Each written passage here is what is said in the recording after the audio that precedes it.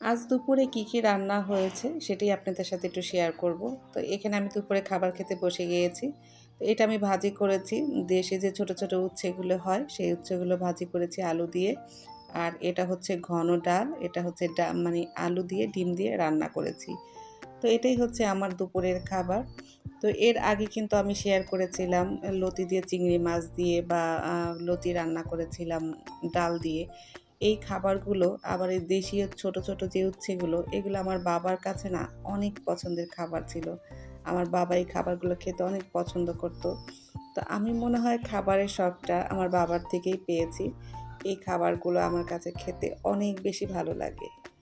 আর সত্যি কথা গরমের মধ্যে কিন্তু এই খাবার খেলে শরীরটাও অনেক ভালো লাগে, তাই না? আর বেশি গরম পড়লে না কেন যেন মাছ-টাছ আমার কাছে একদম খেতে ভালো লাগে না। এই খাবারগুলোই আমার কাছে অনেক বেশি ভালো লাগে। তো আজ দুপুরে আমি পুরোই একা। মেয়ে তো স্কুলে চলে গেছে আর মেয়ের বাবা হচ্ছে অফিসে, আসতে অনেক দেরি হবে। মেয়ে আসবে বিকেলবেলা। তো কিছুই করার নেই। দুপুরে খাবারটা একা একাই আমাকে খেতে হবে। তো আমি কিন্তু খেয়ে নিচ্ছি দুপুরের খাবারটা। আলহামদুলিল্লাহ, যাই রান্না করেছি না কেন অনেক মজার হয়েছে। আর গরমের মধ্যে হালকা পাতলা খাবারটাই আমার কাছে বেশি ভালো লাগে। যখনই আমি একা, একা দুপুরের খাবারটা খাই, তখনই আমার ছোটবেলার কথা মনে পড়ে। সবাই একসাথে ছিলাম। বাবা, মা, ভাই, বোন সবাইকে নিয়ে কিন্তু দুপুরের খাবারটা খেতাম।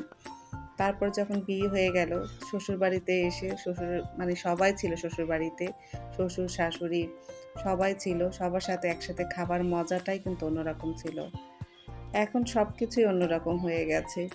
শ্বশুর-শাশুড়ি আর বেঁচে নেই, আমার বাবা বেঁচে নেই। একা, একা বসেই দুপুরের খাবারটা খেতে হচ্ছে। তবে যেদিন আমার মেয়ে থাকে, আমার মা থাকে বা লাইসার বাবা অফিস থেকে তাড়াতাড়ি ফিরে আসে, সেদিন একসাথেই সবাই মিলে আমরা দুপুরের খাবারটা খেয়ে নিই। যাই হোক, আজ এই পর্যন্তই। আল্লাহ হাফেজ।